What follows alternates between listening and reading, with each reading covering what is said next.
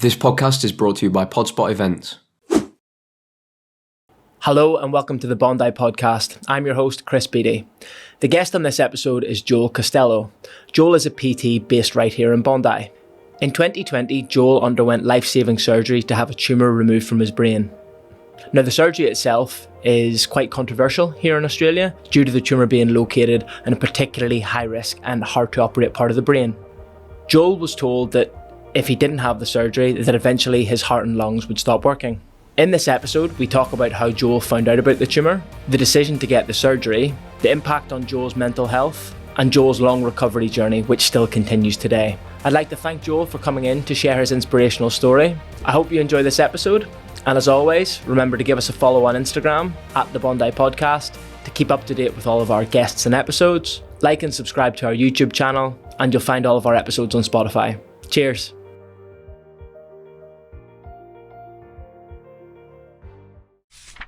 Joel, welcome to the podcast, mate. Thank you very much for coming on. Oh, thank you for having me. It's a pleasure. Mate, I know you're super busy at the minute with a newborn, so I really appreciate you giving up like an hour of your time to come and have a chat today. It's a pleasure. I've seen your stuff on Instagram, and I feel what you're doing to try and connect the Bondi community digitally is quite cool. So it's a pleasure to be on here, mate, honestly. Thank you, mate. That means a lot as well. So given you're familiar with what we do here on the Bondi podcast, you know what question's coming, mate, so I'm going to ask it. Joel, what's your favourite thing about Bondi? It's an intangible. It's the vibe. So it sounds a bit wish-washy, but when you come to Bondi in the afternoon when the sun's at that level, everyone's out having drinks or hanging out with their friends or at a restaurant or walking their kids with their pram. There's a really cool vibe in the air, and I've loved that. I grew up down the South Coast. I used to drive up here 2 hours just to come up here and walk around and go shopping and go to the beach. Love the place. I've lived here for 17 years now, so it is my second home. And yeah, it's a bit of a cop-out to give an intangible thing, but the vibe is just what I love about Bondi. No, I think I know what you mean, mate. You can sort of sense it in the air. Yeah. There's sometimes those evenings, kind of around 5 or 6 o'clock, Correct. I'm out walking the dog, and you can kind of sense it. Yeah, you can sort of feel it. Twilight time. Yeah, it's beautiful. Yeah, it's unreal. That's a good one, mate. Yeah. So when you moved here, how long?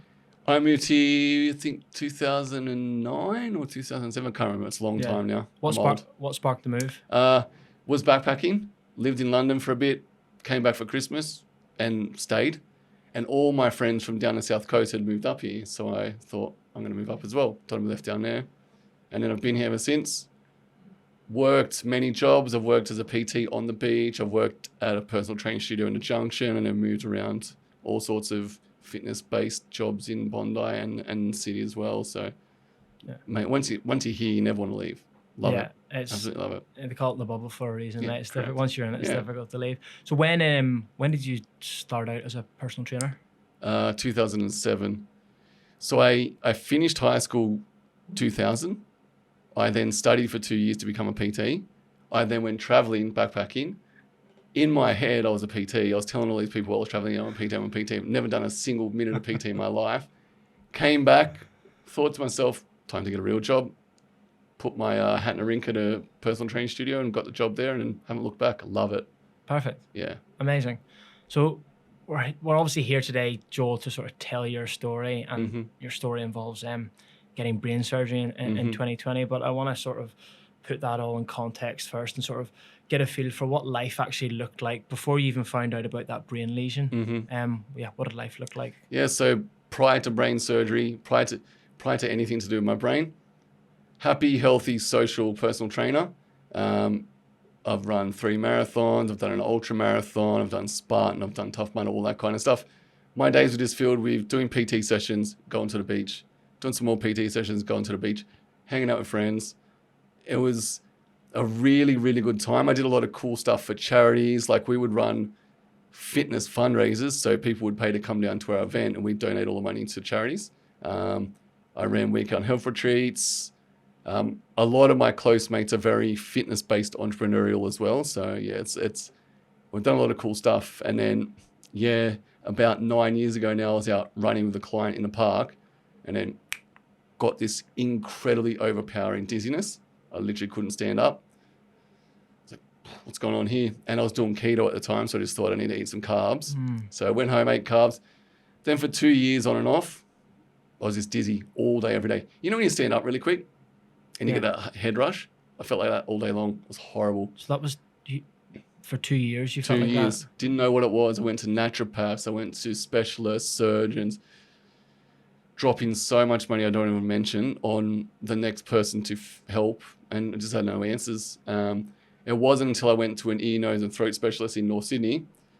He goes, look, mate, you know, your nose, your ears, your eyes are great. Let's get an MRI just in case on your brain, just to see what's going on in there, just to, you know, tick that off your list. Potentially rule it out, right? Yeah.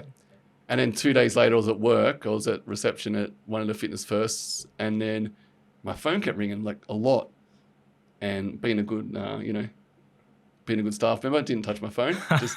But then the work phone rang, and they asked for me directly, and I went, whoa, that's a bit weird. And it was the ear, nose, and throat specialist. He's like, hey, mate, something's come up on an MRI. Can you come in and see me? And I jokingly go, oh, is it serious? He goes, well, there's something on there that shouldn't be there. And like instantly I was like, whoa, you don't want to hear that. So yeah, I rushed in and checked it out. Funnily enough, two floors above him was a brain surgeon. Yeah. So the ear, nose and throat guy goes, look, this isn't my field. I wouldn't have a clue what to say to you, but the guy two floors up will be able to help you out. So I walked into his office, and my x-rays, my MRIs were on the wall, just like brain and this big white dot. So sorry, Joel, how soon after you received that initial phone call from the ear, nose and throat specialist? The very next morning. The very next morning you were straight upstairs to see, okay, the brain specialist? So I got the MRI literally 2 days later. So very quickly he rang me, and then the next morning I went in, and yeah, just MRI on the wall, brain, big white dot. You're like, how big are we talking here? Like 12 mil. So Jesus. Yeah, quite big. And then that surgeon, all he could tell me was it's in a really gnarly spot, so we can't biopsy or cut in and see what it is, because we'll screw you up a little bit, but it looks nasty. That's all he could tell me. So what's going through your head when you're stress? When you're hearing I'm like, kind of not the why me, but like the oh goodness me. I remember walking up the hallway, and all the lights like flashing. I remember it quite vividly, and then having to go out to the car and call my dad and tell him, look, we found a reason why I'm dizzy all the time. He's like, oh, cool. I'm like, yeah, there's a lesion in my brain. He's like, oh no. So yeah. So Joel, what is a lesion, say, compared to like a blood clot or a tumour? Yeah, so a lesion is a tumour before it grows. So because we couldn't biopsy, if it was a safer part of my brain to cut in, they could have cut in and gone, right, it's this, it's that, it's malignant, it's non-malignant, yada, yada, yada. It was in my cerebellum, which affects your balance, your coordination, all that kind of stuff. So if they cut in a little tiny bit to get a sample, it screws you up. So they were kind of guessing, and they just called it a lesion because it was quite stable and didn't grow. And it wasn't until Feb 2020, that it grew, and then it got classed as a tumour. So what year did you find out about the lesion? That would have been, say, 2014. Okay. So I knew about it 4 years. Like I was working, living a normal life with this in the back of my head, literally, just knowing about, I've got a lesion, you know. It was quite stressful. Yeah, I was going to say, how did that mental health went up and down, and it affected relationships. Like I had one stage where I was off work for 3 months just because I was so anxious. I couldn't even go to work just because I was constantly thinking about it, and then doctor Googling every little symptom that I felt. But yeah, I kind of got sick of that, and that's what led me to getting a second opinion with Dr. Teo. And he is more known for basically going for those more challenging tumours, and he'll at least give you a crack and like operate on you. I went and saw him. He gave me the same advice. He goes, look, mate, it's in a pretty bad spot. He goes, if we cut in, it'll mess you up. But if we leave it, your heart and lungs will stop. You'll die. Hectic. So he goes, look, let's not go cutting into anything yet. Let's monitor it with regular MRIs and just see what happens. And then over the next 4 years, it was stable, and then it grew just randomly in 2020, just before COVID. So I went back and saw Dr. Teo. I go, look, Charlie, it's grown. What do we do? And he goes, look, same advice. It's growing now. We have to operate. He goes, we could leave it, but it's eventually going to make your heart and lungs stop. That's not good. You're going to die. No. Or we cut in. It's going to severely affect your coordination, your balance, and you're swallowing, and in my head, I'm like, that's the weirdest symptom ever. Yeah. But you'll be fine, you'll be alive, and you'll be able to live a long, prosperous life. So that made a pretty easy decision. So I'm just like, let's operate. And that's March 2020. That period before your surgery, so there was a period of time where you found out about this lesion in your brain. You didn't know how it was going to affect you. Didn't know whether it was going to grow or not. The strategy at the time was, hey, let's just monitor it. And you've admitted yourself that had an impact on your mental health, and that had an impact on your relationships and your ability to go to work. So I want to sort of firstly sort of focus in on that that period of your life. How did it impact your relationships? Were you talking about relationships with family or friends? Yeah, partners. So my partner at the time, that relationship just deteriorated because I was so mentally unwell that I couldn't go to work, and then that caused friction in terms of income and yada, yada, yada. And then that whole relationship just deteriorated. And as a person that's in the fitness industry and is always happy-go-lucky, just in the back of your head, you've got something wrong with your brain. It's really, really tough to put on that happy face all day long. So I'll bet. Yeah, it was quite stressful. So I still had the dizziness on top of it all. Yeah. Like I was still dizzy. So yeah, it was very, very challenging. Did you notice a shift in your personality? Obviously, you said there you went from prior to the dizziness and finding out there was a lesion in your brain, you were this happy-go-lucky sort of super active, super fit PT. You get this news. Was there a little bit of why me? Why is this happening to me? Or there wasn't, because in my head I never said why me. I'm like, thank God it is me and not my mum and dad or my brother. So that cleared that out of the way. But I kind of became that guy that would turn into a bit of a hippie and try and Google natural remedies and try and find a way to kind of quell it, because it's there, right? So I was working out all these ways to try and get rid of it. Yeah. But it turns out it needed to be surgery, sadly. Yeah. But yeah. And then on the mental health side of things, you said it was up and down. You could sort of feel it deteriorate. Like what sort of feelings? What did you feel at the time? Was it like low mood. I don't want to say depression, but quite low mood. Very, very, very anxious and a bit of paranoia. It's just you're constantly thinking about it. Like, did you do anything? So, a lot of people in that situation would probably do something to try and numb the pain, or I suppose try and forget that for even a couple of hours that's what they were doing. Did you pick up any bad habits? Did you start drinking more, for instance? No. Understandably, people do that. I think my addiction was the rabbit hole of Dr. Google and trying to find ways to get around it. Like, I've never been a massive drinker. I've never been a massive partier. So those weren't ever my outlets, and I never lent on them, which is probably a positive thing. But yeah, I probably turned into a bit of a Dr. Googler, for lack of a better term, just trying to find out, how can I fix this? How can I fix it? And it became a bit of an obsession, which isn't good for your mental health either. No. And did you speak to a therapist or anything over this time? I spent probably 30K on therapists, naturopaths, doctors, GPs, and other surgeons. I actually got booked in to go see a GP who called in sick, so I had to see this other bloke, a Scottish bloke, and he just goes to me, mate, you've got an anxiety disorder. And I'm like, oh, and instantly the weight of the world lifted off my shoulders, because I was Dr. Googling so much about my physical trauma in my brain that I gave myself an anxiety disorder. So knowing that and going down the meditation pathway and the ways I could cognitively behave around that and fix that was so good for me, and a big turning point. Okay, let's talk about the meditation. So do you still practice meditation? Every single day. Yeah. One of my best mates is actually on the Calm app. He's got this epic white chocolate voice, incredible voice for meditation. He's very, very, very calming, British guy. Yeah. Picture Morgan Freeman if you had a British son.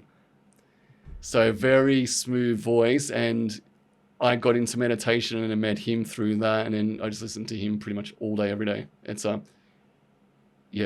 I need it. It's an outlet, and it may be an obsession, but it's a healthy obsession, and it really, really does help. And the more I've researched the physical rationale behind why meditation is beneficial for you, the breathing, the mindfulness, the focusing on things that aren't your to-do list or your stress pattern is so good, especially for me, because I do ruminate on a lot of other things that aren't helpful. Yeah, it's something I'm a big believer in. I meditate twice a day. I learned preaching to the choir. I learned this year, and it's just changed my life. So in February 2020, that's when you found out the lesion had grown and that you needed brain surgery. I suppose if you can actually just maybe talk us through that period of how did you find out, how were you told, and then the conversation with your dad. Yeah, so at that stage, my career was going so well. I had all these side hustles popping off. I had weekend health retreats. Everything was going really, really, really well. And then I kind of got to the stage where I'm like, I just had this weird feeling. I'm like, I need to go get an MRI. I was doing them every June, just middle of the year, tax return, get an MRI. So I brought it forward to February. I don't know why. I just did. And then it grew. So the doctor was looking after me at the time. He's like, look, mate, it's grown. You need to go see Charlie. Oh, it's never a good thing to hear, but we got in there and But everything. How much had it grown by, Joel? So you said it started off at 12 mils when you first I think found it went out up to about 15. Okay. Which isn't a lot, but percentages of the actual size of it, it's nearly quarter, nearly doubled. So yeah, and when it grows, it spreads into the other remaining tissue and it makes it harder for the surgeons to cut out. So yeah, Charlie's just like, we don't need it now before it grows more and it's even harder to get out. So you went to see Charlie. Yeah. Tell us about the conversation, how that went with Charlie. Charlie's quite infamous in the fact that there's so much negative press about him. I couldn't recommend Charlie higher. Such a great guy, super, super caring and very black and white. Like, Joel, this is the situation. This is what we'll do. This is what will happen to you. But this is what will happen to you if we don't do it. Very, very black and white. Very, very cool and supportive guy. Went in. He goes, mate, look, we need to do this. The quicker we do it, the better. Otherwise, it's like when you get chewing gum stuck in your hair and you try and mess around with it and you spread it more and more and it gets more stuck. He goes, look, we need to get in there and get it out as best as we can, as soon as we can. So, Joel, if you hadn't have had the surgery, what was going to happen to you? Basically said, look, you'll live your normal life. You'll be dizzy every day. And then randomly your heart and lungs will stop and you'll die out of nowhere. And how did you feel when you heard that? Nah, I'm like, not having that. That will just stress me out so much. And do you have like a time period on that? Like, no, he goes like random. Yeah, so he goes, look, I can't tell you how or when. It just will. So I couldn't live with that stress, knowing how much knowing about it had stressed me out for the previous 4 years. So knowing that would have stressed me out even more. I'm like, look, mate, let's just operate. I understand the risks. I understand that my life will change forever and that my balance and coordination will go out the window. But, I'll be alive. And how risky was this particular surgery? You obviously said that the lesion of the tumour was in a really hard to operate place and it's in a really sensitive part of the brain that impacts like balance and speech and there was 100% guarantee of the symptoms happening, but he said it will be 50-50 if it will save you or not, which is great. So I'm like, I'll take those chances. Like, yes, my coordination will be not great, but I have a 50-50 shot of being alive or 100% chance of eventually just passing away randomly. So that was essentially the decision-making process that you went through. Yeah, it was absolutely. just running those numbers and going, okay. Yeah. So what, before the surgery, so say this, before the surgery, you're obviously, I imagine you've probably looked into what's life going to potentially look like in the immediate aftermath of the surgery. So going into the surgery, what did you think was ahead of you? I honestly didn't take the side effects seriously. Why not? I don't know why. When you get told your swallow's not going to work, you're like, whatever. That's hard to fathom, right? Yeah, because it's such a natural, it's happened subconscious instinctively reaction. from baby, right? So looking back, I would have had a much bigger meal the night before my surgery. I remember we did order Chinese, but I didn't eat much of it. But if I could rewind, I would have had all my favorite food. It would have been my jail meal, right? Like my last meal before going to jail. I would have had so many different foods and a lot more of it. Like I went 3 months, the very next day, no food. It's horrible. Wow. And yeah, not being able to swallow, I can't even like explain to you how it feels. It feels like there's a brick wall at the top of your throat. It's you can't get past it. It's such a bizarre sensation. And even the coordination thing, like I used to not joke with my training partner, but I'll be like, oh yeah, basically when I do this kind of stuff with my left hand, it'll be super uncoordinated, like it'll shake, which it does. And at the time, I'm like, whatever, that's all right. I'm not left-handed anyway, so I didn't take it too seriously. That's interesting. I wonder if it's one of these things where if I don't take it seriously, it's not real, and it's just like a bit of a coping mechanism. Maybe it's interesting you say that. You know how in your head you have that little voice that talks to you all day. Yeah. Never ever ever have I let it once say, "This is dangerous," or "You're going to die," or "This is a nasty tumor." I've never let myself say that in my head. I don't know why I've made that as a rule. Sounds a bit hippie, sounds a bit woo-woo, but I've never let the voice inside my head say, this is gnarly, this is quite dangerous. Which I don't know if that's positive thought and positive thinking. That's why I'm someone who has a tumor that isn't dead, because there are millions of people who have brain tumors that die, sadly. I've got a brain tumor and I'm still here, which is amazing. And I've never let myself tell myself it was dangerous, ever. Was there a risk with the surgery, Joel, that you could have died under the Oh, absolutely. The knife? So I remember a few hours after I woke up, my dad said, oh, they only got 80% of it. And I'm like, and at the time I felt like I'd been beaten over the head with a baseball bat. I'm like, I've gone through all that and I haven't got all of it. Like I was a bit upset. But apparently Charlie was cutting into the tumor and my heart rate had slowed down so much that the anaesthetist said to Charlie, you need to stop now or he's going to die. It was like really gnarly. So I've still got 20% of the tumor in my brain, but luckily we now know, because we've cut it out, they've biopsied it, it's not malignant. It's going to be a slow growing tumor that may or may not grow back or may shrivel up and die on its own. And so last year on my yearly follow-up, it actually shrunk a little bit, which is great. It's great. Which is phenomenal. So he goes, what do you put it down to? I go, I honestly don't know. Like I live a happy, healthy life. I try and move as often as I can. I try and eat well, which I did before it. So yeah, it's one of those things where I look at the silver lining out of everything. Yes, I've still got 20% of a tumor in my brain, but I don't have 80% of it. Yeah. Which is now gone. It sounds like it was a fairly risky surgery, Joel. Mm-hmm. Can you remember how you felt in the build up to it or even on the day of the surgery? Yeah, I remember the morning very clearly. So I got in my car to drive to the hospital, and then for whatever reason, there was a nail in my tire. So I had a flat tire. So I'm like, oh, here we go. So I had to call an Uber to get over to the hospital. Are you going from Bondi to... Bondi to Randwick. So it's not that far, but it's also an omen if you're looking for an omen, which wasn't a positive one. Drove over, my family came up from Wollongong and my brother flew down from the Gold Coast to kind of sit in the waiting room before I went in. Mate, I was so stressed. I'm like, what's going to happen here? And I'm a bit of a control freak. And my partner at the time, she's like, look, just let them do their jobs. They are professionals at this. All you got to do is lay there. And I'm like, oh yeah, true. I just literally have to lay here. They're going to knock me out and they're going to do their thing and I'm going to wake up. So that kind of quelled the stress. But it's knowing your life is going to change and a new chapter is about to begin when you wake up. It's a pretty weird sensation. But it sounds like, I know they only got 80% of it, but it sounds like the surgery went well. How long did the surgery last for? It went for 6 hours. It went for 6 hours. And are you in a coma like after that, or like how long until you actually then like wake up? So you wake up and so the doctors finish the surgery after 6 hours. And then what? And then you go to intended care units, the ICU, to kind of like naturally just wake up from your anesthetic. And so then, how long was that period? Sorry, do I you wouldn't have a clue. Probably 3 hours. Yeah, like Okay. hectic. Like my parents were there all day to the night time. And then I got wheeled into my room. My family and that were all there, but the surgery had caused my left eye to go, like, to not be able to focus. So I had severe double vision. I couldn't see a thing. So I'm in there talking to my family, but I couldn't see them. All I could do was hear them because obviously I recognized their voices. And they were trying to reassure me that everything went well and I was doing well and I looked great. But mate, I couldn't do a thing. I remember wiggling my toes because I was very, very afraid of being in a wheelchair and not being able to feel my legs.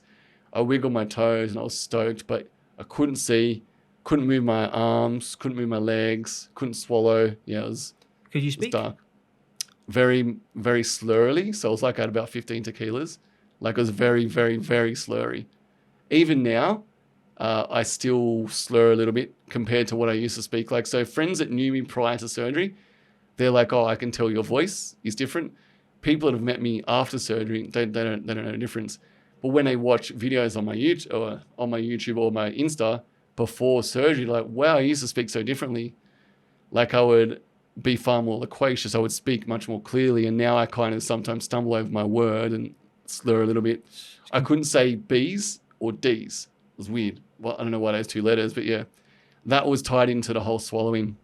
So the tongue just gets a bit paralyzed as well. I'll bet. Yeah, it's gnarly. So you've woken up from this surgery, double vision, finding it difficult to swallow, can't speak properly, can wiggle your toes. Yeah. You said you can't move your arms, can't move your legs. No.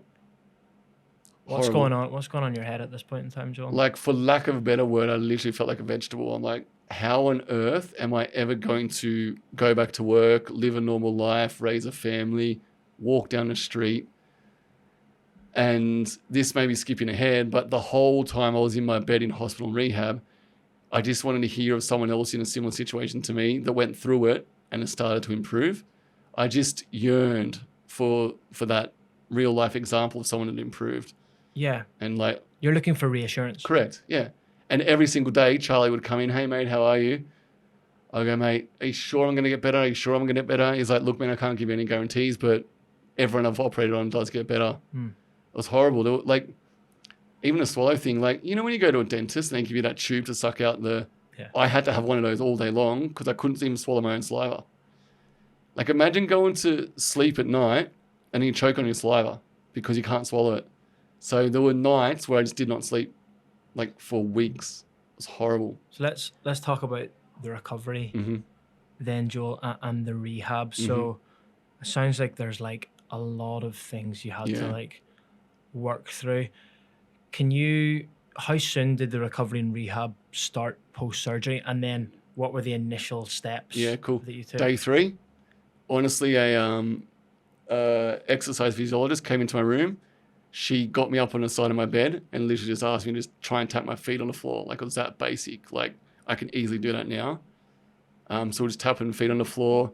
Day 5, another exercise physiologist came in with a walking frame. He's like, let's get you up on this and like gets you trying to walk in. I couldn't, my legs wouldn't work. I couldn't stand up. So like, I'm stubborn and I was fit and I wanted to get better, but my brain and my legs weren't connecting. So I had no choice. I'm like, I can't do this, mate. Like, so we would literally stay in bed with my legs out and I just move my feet back and forth like that, just to get movement and connect the brain to the legs. And then, oh, so frustrating. And eventually in week 4, I could hold myself up on one of those walking frames. So it took 4 weeks, 4 weeks, from man. surgery to be able to Of walk frustration. using a Like, walker. I'm so stubborn. And from obviously from a active and fit guy like yourself, like not being able to walk for 4 weeks, that's going to take its toll on you mentally. Yeah. And then when I say I could stand up again, it wasn't comfortably. It was a massive mission. I was sweating, I was shaking, it was horrible. Are you in pain? Is there any pain in your... Oh, yeah, so I've got a catheter, or I have to get a nurse to come in and pick me up and carry me into the bathroom, which is always awesome. Especially when it's like 2 a.m, you're like annoying the nurses who are already busy enough. Yeah. But yeah, man, like just relied on them for everything. Brushing my teeth, showering, going to the bathroom. It's horrible. And let's talk about then like the swallowing and the eating. So how soon after... Well, I suppose after the surgery, what are you can't swallow, you can't eat. What are you ingesting to like nourish your body? At that stage, nothing. I lost 16 kilos in 2 weeks. You just have a catheter in that's got like basic minerals and nutrients? IV. Yeah, IV, so... Sorry, not a catheter, IV. IV, so water, basic vitamins and minerals to keep me healthy. Yeah. But then it got to a stage where, hey, you need to eat.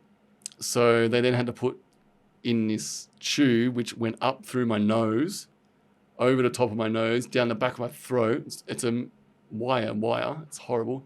And down in my stomach.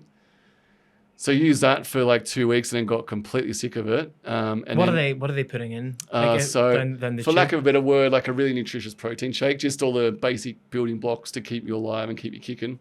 And then I eventually got sick of that because it's like literally up your nostril. That's horrible.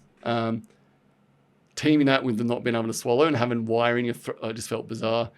So then they eventually, for lack of a better term, drilled a hole through my stomach into my stomach and put a tube through there. And then what would dangle out of the end was like a little small tube, and I'd pour the protein shake into it and it'd go into my stomach. I'd do that 4 times a day just to keep me going. And then my nutritionist at the time, she's like, "You're losing too much weight. We've got to up it." So sorry, let's touch on that for a second, Joel. How heavy were you going into the surgery? 85? 85, Yeah. and you got down to 69. It's horrible. And it was all muscle. Like, it's funny. So as a PT, everyone's like, "Oh, what's the best exercise to lose weight?" I did 0 exercise and lost 16 kilos because I wasn't eating. Did you have an appetite, Joel? No, that was the best thing. Like, I wasn't starving. I don't know why I didn't have an appetite, but thank God I didn't, because I definitely do normally. But I feel the IV, the trauma, everything else going on. I wasn't sitting there going, "Oh my God, I can't wait to eat food." Like, I was actually fine. And eventually when I was putting the protein shakes in through my stomach, that satiated me. So I was full. Bizarre. Like, I wanted to eat foods out of principle and habit, not because I was starving. If I was starving, it would have made it so much worse, but I wasn't, which is a weird thing to say. Yeah. Yeah. And then what about your speech and your vision? So when did the double vision stop?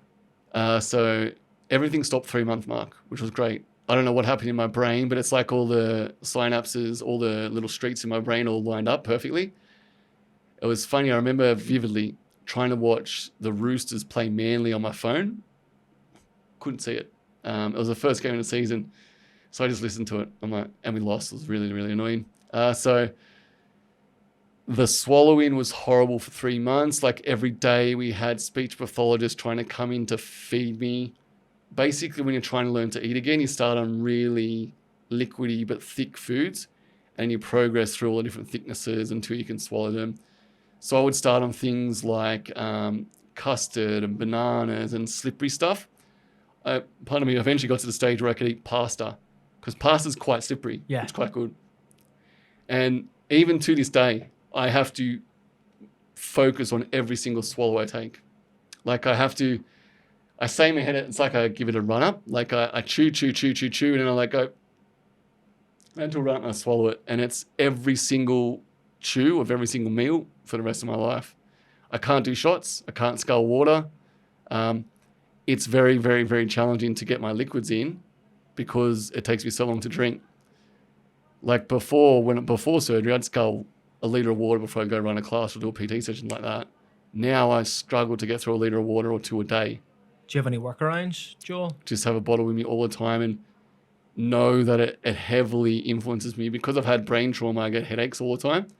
When I get dehydrated, they get even worse. So I've got to drink water. So I just have a bottle with me all the time. The reason I don't have a bottle here now, once I start to drink, my throat goes gurgling and I can't talk. So it's like, and I'd probably choke while we're talking. So it's not a good thing for a podcast. Yeah, and I don't want to be doing no, of course not, mate. Yeah, I've not done my first aid refresher in a while, Joel. So yeah. And then on the speech side of things, obviously when you came out of the surgery, you're slurring your words quite a lot. So you're talking fine now. So you've clearly done a lot of work since that point in time. But like, what did that look like? Who are you working with? How regularly? And what sort of exercises were you doing to sort of train yourself to speak again? Yeah, so the person who helps with that's called a speech pathologist. I had one of them twice a day while I was in rehab for 5 weeks. Things like pronunciation, but even things like they used to give me tennis balls to put under my chin and squeeze into my neck to train these muscles here to get stronger, to help with the speech, etc., etc., etc. And they would secretly just try and start conversations with me to try and get me to talk, because talking actually helps you get better at talking, funnily enough. Were you aware that you weren't speaking properly? Yeah. Like, it's like your tongue is asleep or drunk. It's like, you know when you are drunk and you know you're slurring? It feels like that. And then as I got better, they started to go, look, your B's and your D's are going to be challenging. Like, they actually told me data behind it. They go, everyone has this issue. the B's and D's are very hard to pronounce, so let's really practice on those. So we'd say a lot of B words, a lot of D words, a lot of sentences with both words in them, and eventually I got around to pronouncing them. And as my swallow got better and I could eat more foods, my speech got better, so which has worked out really well. And you're saying things started to get better in and around that 3-month mark, Yeah. like everything, sort of the walking, the swallowing, the speaking. Are you putting weight back on at the stage, or just sort of maintaining that 60? It's funny you say it like that. Kilos. Everything got better, but the coordination in my left hand got worse. When I went into rehab, I couldn't walk, but my left hand was fine. When I left rehab, I could walk, but my left hand is really, really, really challenged. So for example, right, if we went to the pub and I went and got us 2 beers, I'd have to walk them back one at a time, because if I carried one in this hand, your beer would go everywhere. I can't hold anything. So it's something I'm working on with my exercise physiologist at the moment. But yeah, the balance in the left side is horrible, and the coordination. Yeah. But yeah, so everything else got better apart from my left hand. Okay. Which is weird. In a trade-off, I wouldn't change a thing. Like, I can now walk, I can now eat, I can now speak, I can now see as good as possible for a 40-year-old bloke. To have my left hand not be able to hold a beer, it's a fine trade-off, in my opinion. So I'll take it. Yeah, absolutely. Yeah. Absolutely. So Joel, I know from doing my research for this conversation that today, obviously you had your surgery February 2020. COVID then hits and we go into lockdowns in March 2020. It's really difficult for your parents to come to the hospital and actually spend time with you. So they're having to drive up from Wollongong, do an hour at a time, and then leave. And then you are going through this recovery and rehab process after the surgery.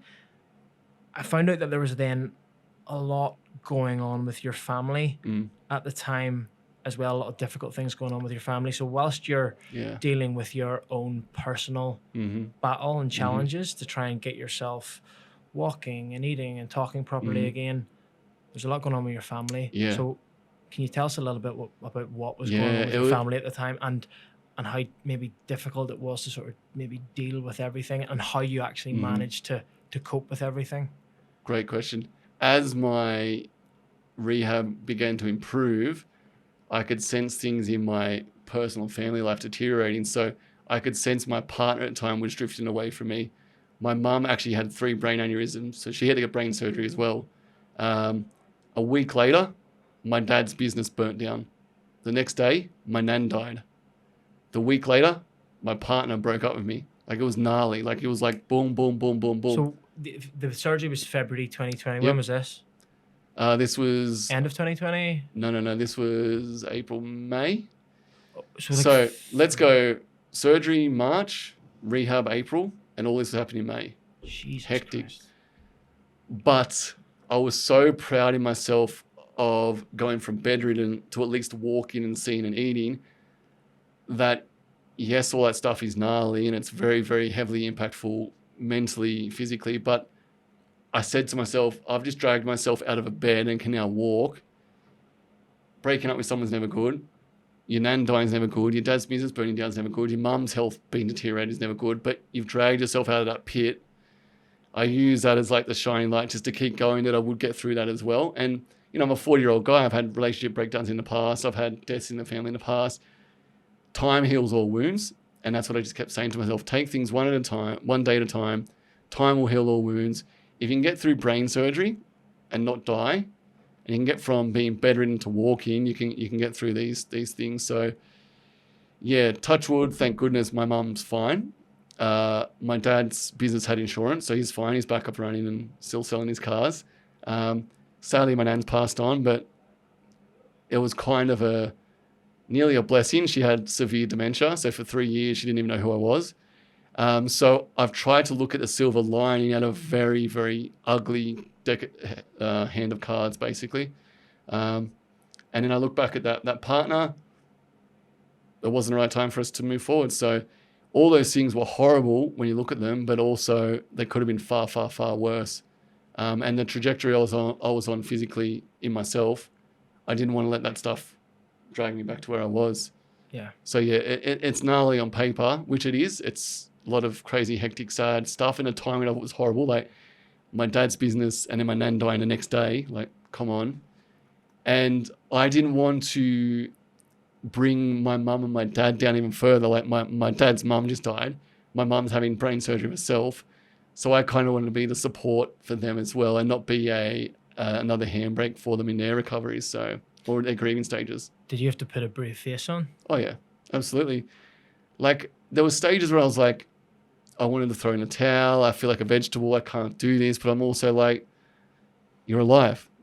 You could be one of the millions of people who die from a brain tumor. For whatever reason, you're alive. Get on with it. Take things one day at a time. You will get better.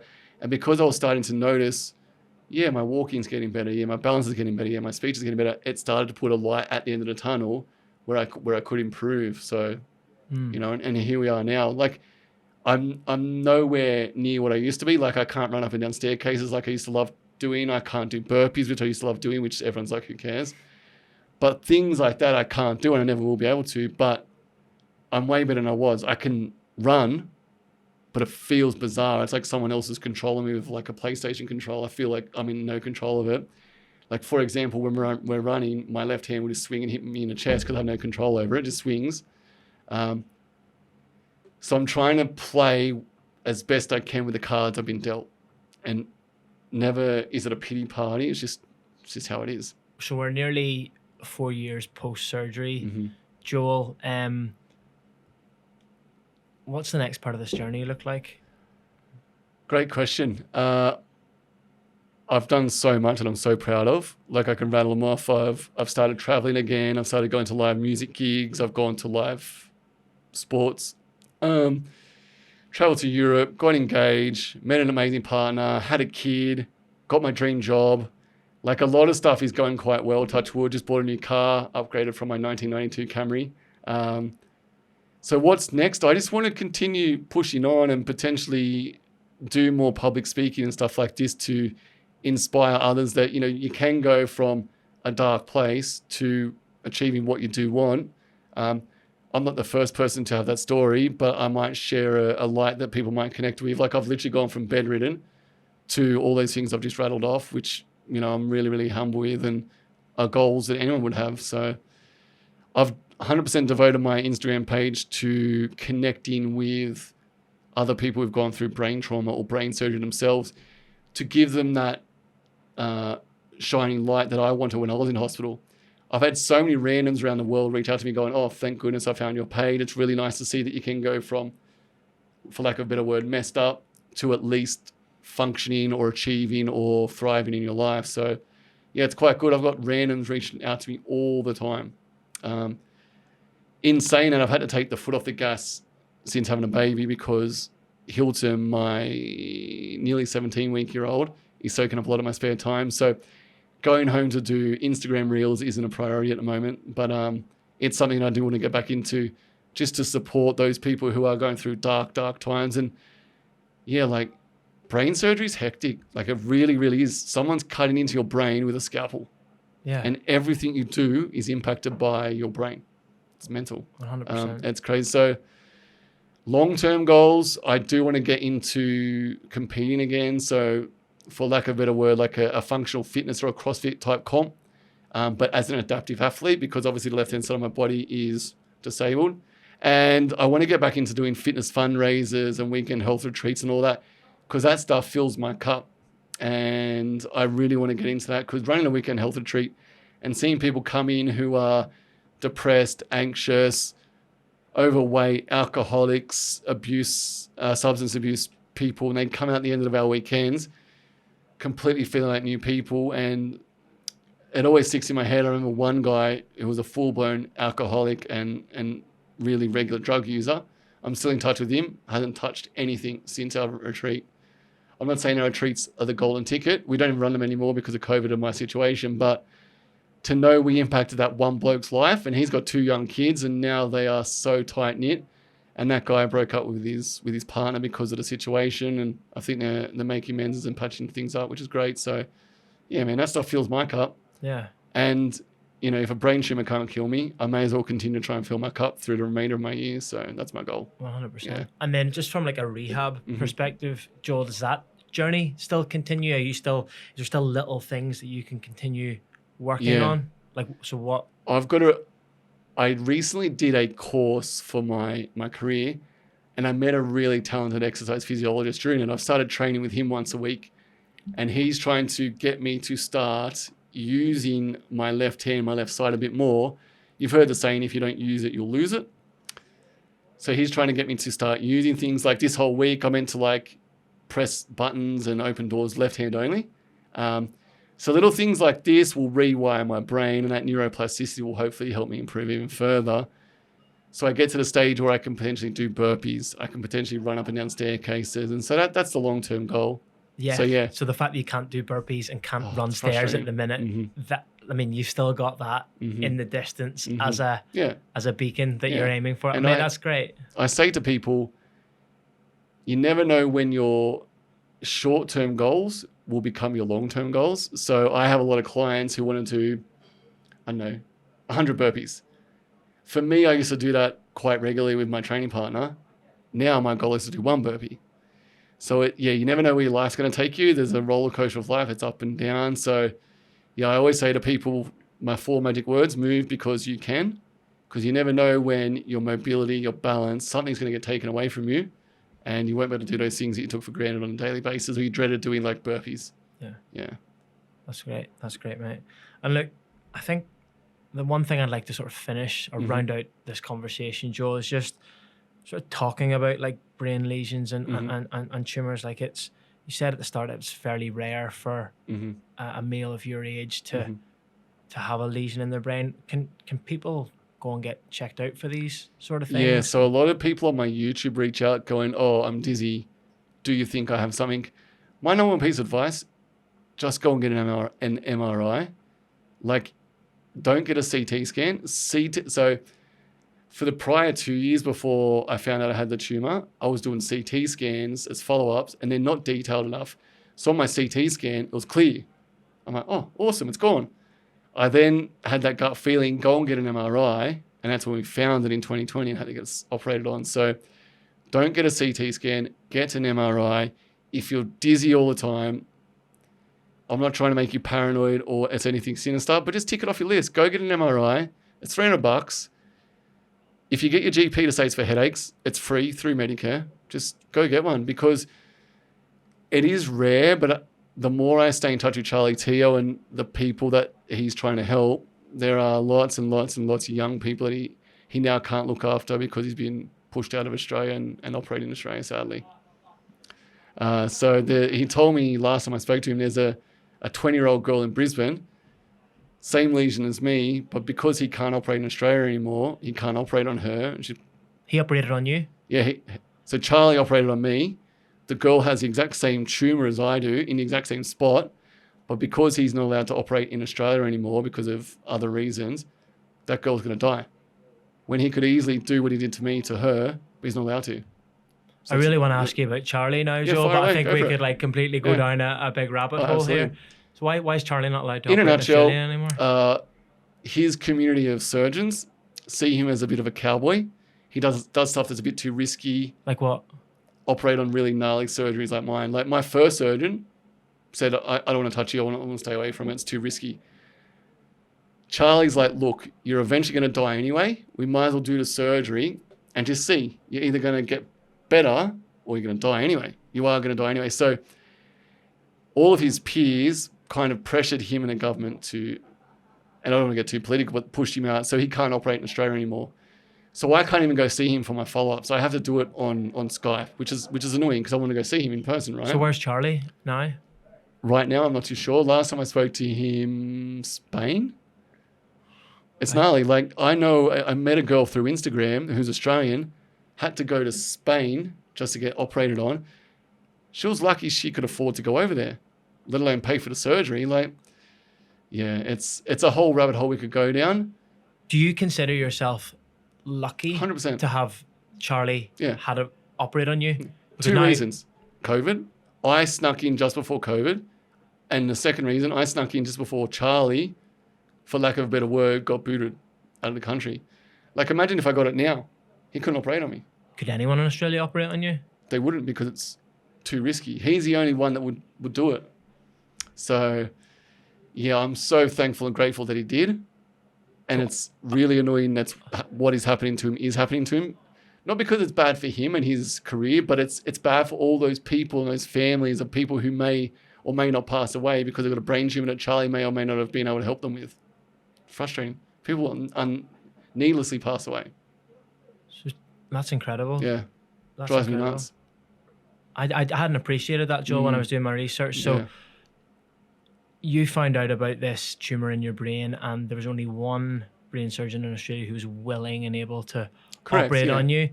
He's carried out what we know now as a successful operation. He can no longer operate on people in Australia, and therefore by default, anyone who's in your situation now, 4 years later, wouldn't have the luxury of Charlie being on hand. Perfectly wrapped up, exactly. Unless they can afford to travel to Spain or Singapore or Brazil or wherever he can still operate. And not only that, then pay for the surgery as well, which is also a lot of money. And yeah, imagine I had to go to Spain to get my surgery.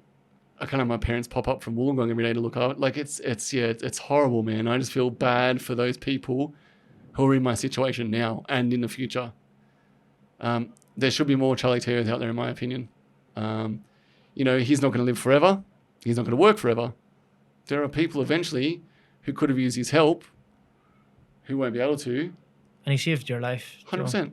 I owe him my life. I owe him my family's life, my son's life. Like, yeah, it's a political thing that I have no control over, but as someone who's been operated on him, saved my life, changed my life. And I wouldn't be here without him, one guy with a scalpel. Honestly, it's that simple. Yeah. And because of whatever reasons, he's been pushed out of the country and can't operate on anyone in Australia. I hadn't appreciated that, Joel. Thanks for sort of sharing that. That's no dramas. That's incredible. Look, final question from me. If you could go back to that version of Joel that had just woken up from the surgery, who can't speak, can't see, can't lift his arms, can't move his legs, can just wiggle his toes, and is maybe a bit of panic setting in, what words of advice would you have for that version of Joel? The one quote that me and my family now have is one day at a time. I'll just go straight in him. I'll go, look, mate, you are going to get better. Just take things one day at a time. Because it was very, very dark and, again, felt helpless. Eventually, over time, I did get better. I'd also say as well, stop comparing yourself to others, because there were about 20 or 30 other people in the hospital at the time getting brain surgery. Some of them were out walking, some of them were eating, some of them were laughing, some of them were sitting with their families, whereas I'm in bed, couldn't move, couldn't eat. So I didn't resent them, but I kind of felt like, oh, they're better, or they're getting better quicker, why can't I? So I would say to myself post-operation, just take things one day at a time and don't compare yourself to others, you will get better.